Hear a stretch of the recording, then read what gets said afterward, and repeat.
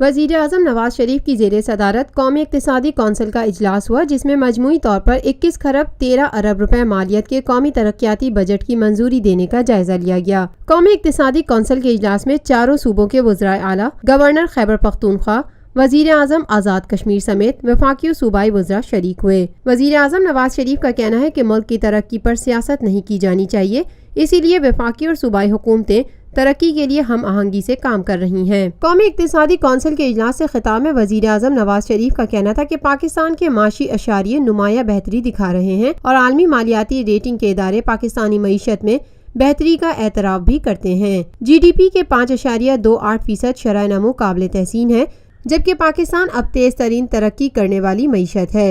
उन्होंने कहा कि वफाकी और सूबाई हुकूमतें तरक्की के लिए हम आहंगी से काम कर रही हैं। CPEC मंसूबे तेज़ी से मुकम्मल किए जा रहे हैं, जबकि बेल्ट एंड रोड फोरम में तमाम वज़राए आला मेरे हमरा थे। वज़ीर आज़म नवाज शरीफ का कहना था कि दुनिया ने देखा पाकिस्तान तरक्की के लिए मुत्तहिद खड़ा है। मुल्क की तरक्की के लिए हमारा इत्तेहाद दुनिया के लिए मुस्बत पैगाम था।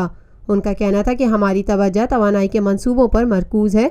न सिर्फ तवानाई की पैदावार बल्कि सस्ती तवानाई की फराहमी भी हमारी तरजीह है। हम LNG, कोयला, पिन बिजली, शमसी और हवा से बिजली पैदा कर रहे हैं, जबकि तरक्की के लिए शहराती और मवासलाती नेटवर्क्स पर तवज्जो दे रहे हैं। वज़ीर आज़म ने मज़ीद कहा कि मुल्क की तरक्की पर सियासत नहीं की जानी चाहिए।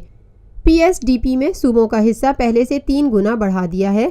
फाटा, आज़ाद कश्मीर और गिलगित बल्तिस्तान भी सूबों की तरह अहम है, जबकि सेहत, तालीम और समाजी शोबे के मंसूबे पर खास तवज्जो दी जाएगी। Lotus Lake Towers, a groundbreaking endeavor by Lotus Properties.